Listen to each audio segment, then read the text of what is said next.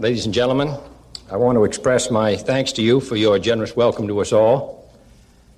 I wonder how many of this audience are German and how many Americans. It's rather hard to tell.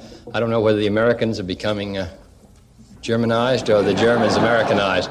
But perhaps the members of the staff who are German citizens would hold up their hand. All right. And those who are Americans. And any others that the press. I will want to express our appreciation for your hospitality. I'm delighted to be here with Ambassador McGee.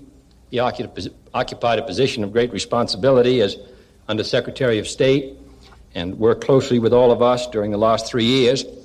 And I think it was evidence of the significance that we attached to this post and this assignment that we asked him to come to Bonn and that he so gladly and willingly accepted. This is a key post.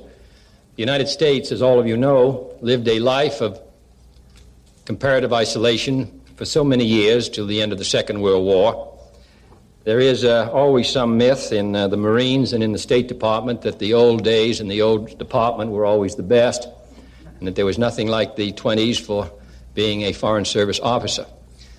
I don't hold that view, and I'm sure you don't either. The United States in those days, in the 30s, dealt with a comparatively few countries, mostly in the West, who themselves had dominated a good deal of the world. Our relations with Latin America were comparatively superficial, and we occupied a position of splendid and perhaps not so splendid isolation.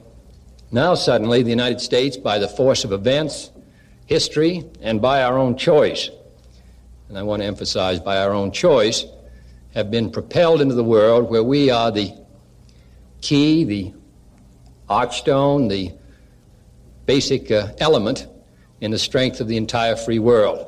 Now, American Foreign Service officers, USIA and others deal with over 100 countries.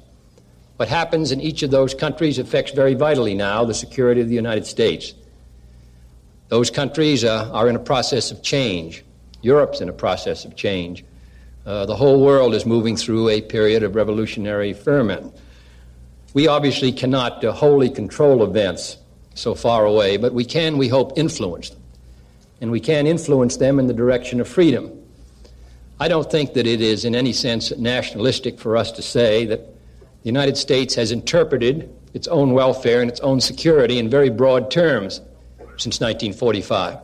We have felt that the security and freedom of other countries provided for our freedom and security. And therefore, instead of following a national, narrow policy, we have held out our hand and associated ourselves with countries all around the globe in the attempt to build a whole system of free societies, which, of course, have been under attack and threat externally and have been under serious threat and attack internally. This is a very difficult assignment and has cost us heavily, but we are a wealthy country, and I don't think anyone begrudges any of the burdens that we bear. There are 1 million Americans serving outside the frontiers of the United States. I don't know of any country in history that has had such a high percentage of its population serving outside its borders for such a long time on a mission of freedom. Therefore, I hope those of you who are German citizens feel that in working with us so closely that you are also working for the welfare of your own country and the security and freedom of the West and those things which make the West worth preserving.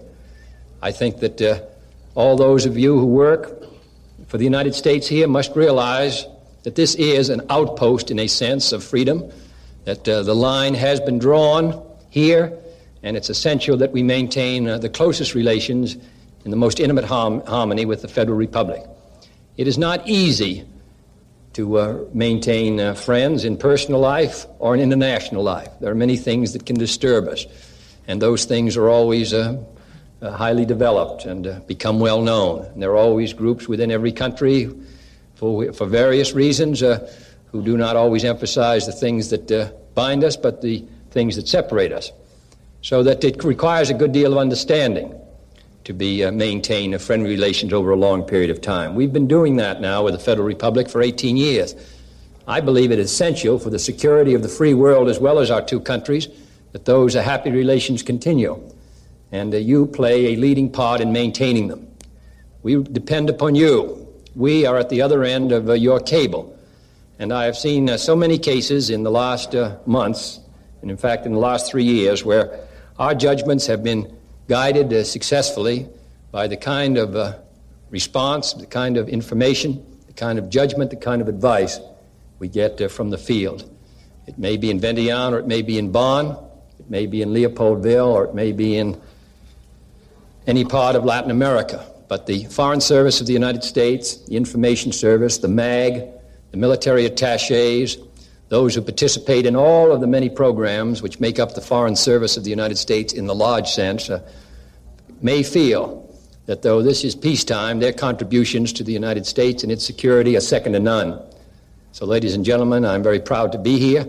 We have received a most generous welcome from the German people, and I think it indicates that in spite of what we may sometimes feel in our own country, that what we do is recognized, that what we do is appreciated, and it should encourage us to do more. Thank you very much for what you're doing.